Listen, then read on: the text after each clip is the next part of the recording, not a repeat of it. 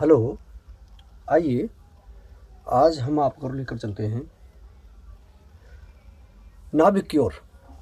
देखिए, नाभिक में ये नाभिक है, किसी परमाणु के नाभिक, अर्थात नाभिक से संबंधित आज हम प्रश्न कर रहे हैं। तो नाभिक की सबसे पहले देख लें, नाभिक की खोज किसने की थी? नाभिक की खोज की थी रदरफोर्ड ने।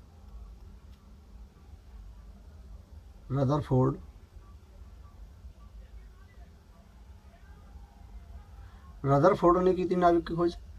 लेकिन नाभिक जो है, किसी भी परमाणु में, किसी परमाणु का जो नाभिक है उसमें कौन कौन से कण होते हैं, कौन कौन से छोटे छोटे कणों से मिलकर ये नाभिक का निर्माण होता है, अर्थात परमाणु का जो निर्माण होता है वो किस किस से मिलकर बना होता है।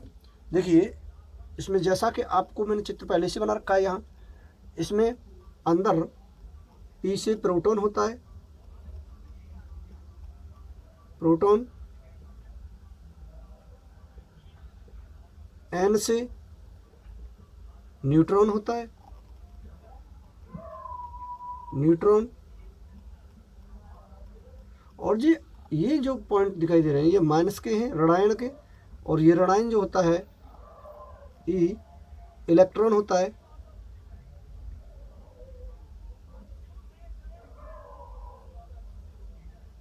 इलेक्ट्रॉन होता है।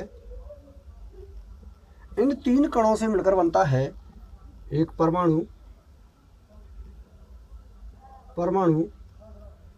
और नाभिक के अंदर जो होते हैं वो होते हैं प्रोटॉन व न्यूट्रॉन। प्रोटॉन व न्यूट्रॉन होते, ठीक है, समझ में आया होगा। अब बात आती है, तब देखिए, प्रोटॉन, न्यूट्रॉन और इलेक्ट्रॉन की खोज किसने की थी? तो इसके लिए आपको एक छोटा सा तुक मार फॉर्मूला बता दीजिए, ट्रिक याद करने का तरीका। तो देखिए, ईट पर नाच। देखिए, जैसा कि ये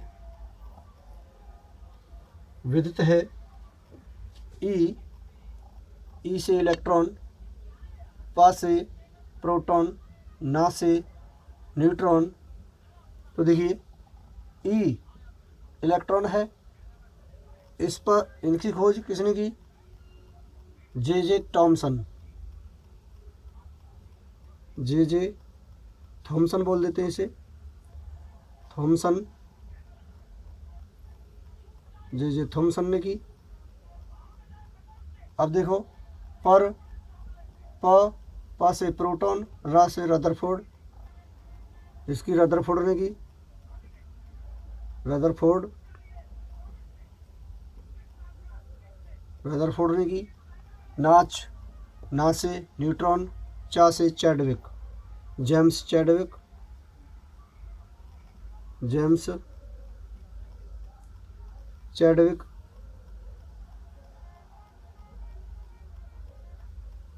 जेम्स चैडविक ने की, ठीक है, आप याद कर लेंगे, उम्मीद है। अब इसी से संबंधित देखिए प्रश्न है कुछ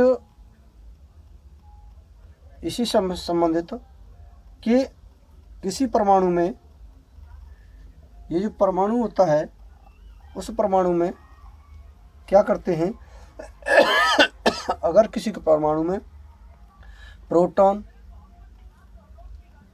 नहीं, अल्फा, बीटा और गामा, इनको लेकर चलते हैं, निकल जाते हैं, उत्सर्जित होते हैं, तो नया हमारा परमाणु क्या बनेगा, नया यौगिक क्या बनेगा, नया तत्व क्या बनेगा। इसमें देखिए परमाणु, तो देखिए, यदि एक अल्फा कण निकल जाता है, बताई दे रहा हूँ अभी, एक अल्फा कण उत्सर्जित हो जाता है तो एक हीलियम के बराबर उसमें कमी आ जाती है, तो H2 यहाँ ले ले 4 यहाँ ले ले।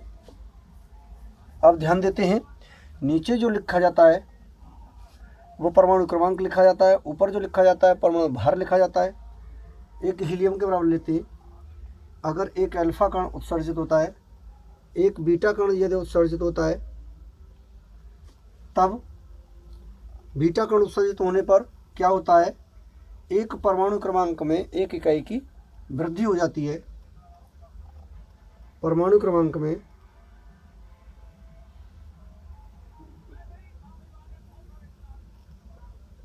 परमाणु क्रमांक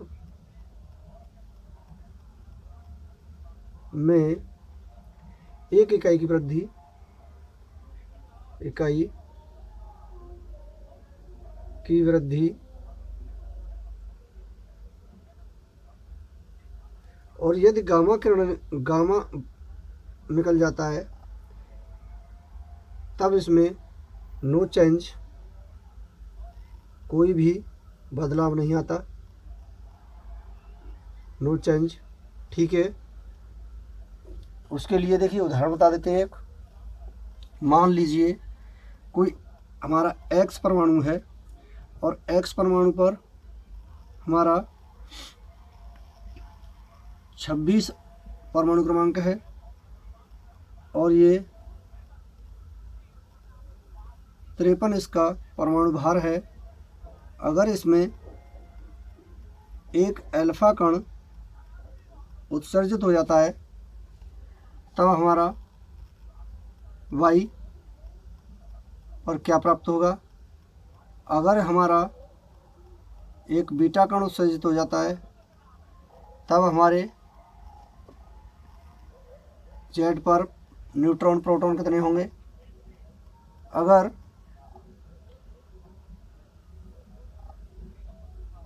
एक गामा उत्सर्जित हो जाता है तो हमारा ए पर कितने परमाणु यानी इलेक्ट्रॉन प्रोटॉन या न्यूट्रॉन होंगे। तो देखिए ध्यान दे दें, एक अल्फा निकलवा था तो यहाँ पर क्या हो जाएगा, एक हीलियम के बराबर कमी, एक यहाँ पर 4 की कमी हो जाएगी। 53 में से 4 निकाल दें 49, और यदि नीचे से 2 निकाल दें तो 24। अब बीटा निकल रहा है, बीटा निकल रहा है तो ऊपर ज्यों का त्यों रहता है और नीचे 1 की बढ़ोतरी हो जाएगी, परमाणु क्रमांक की 1 की बढ़ोतरी। देखिए यहाँ पर 25 हो जाएगा और यहाँ पर ज्यों का त्यों। अगर गामा निकल रहा है कोई चेंज नहीं, देखिए मैंने पहले बता दिया है आपको, कोई चेंज नहीं होगा, ये हो जाएगा। तो अंतिम उत्पाद के लिए हमारा परमाणु क्रमांक कितना होगा और न्यूट्रॉन कितना होगा। देखिए इसके लिए इनको इसमें से घटा दें, इसके लिए देखिए सूत्र ज्ञात कर लें। परमाणु भार या द्रव्यमान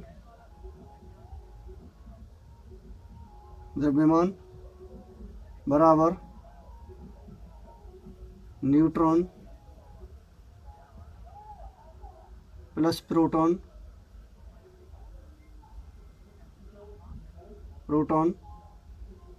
अगर हमें न्यूट्रॉन निकालना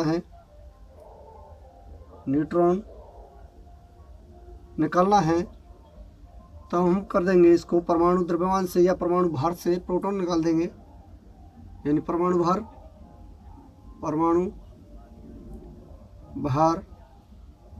बराबर माइनस प्रोटॉन हो जाएगा। अगर हमें प्रोटॉन निकालना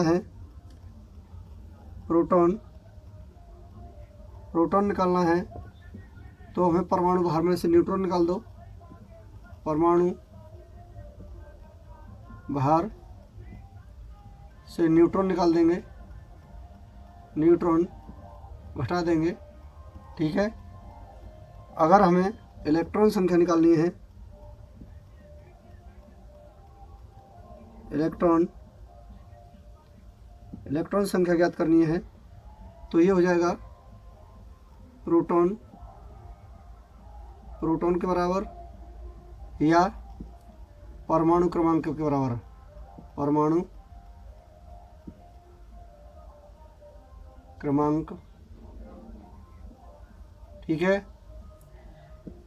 ये आपको फॉर्मूला याद करने हैं जिससे आप आगे किसी भी क्वेश्चन में न्यूमेरिकल सवाल निकाल सकते हैं। इसके लिए देखिए, ये भी याद करना है कि इसके बराबर क्या निकलता है। ये यहाँ से इतना, ये याद करके लाना है और ये याद करके आपको कहाँ ले जाना है, इस जगह। ठीक है, आपको यहाँ पर लेकर जाना है इसको, जिससे हमें ज्ञात होगा कि आगे किस यौगिक पर, किस एलिमेंट पर, किस तत्व पर हमारा कितना परमाणु क्रमांक है, कितना प्रोटॉन है और कितना न्यूट्रॉन है। इसके लिए आगे उदाहरण तौर पर सवाल निकाल के अगले वीडियो में बताऊंगा। ठीक है, लंबा वीडियो बनाने की कोशिश नहीं करता हूं मैं, क्योंकि मुझे मालूम है कि आप लोग जो हैं केमिस्ट्री के जो वीडियो हैं, केमिस्ट्री पार्ट से अब बहुत कतराते हैं।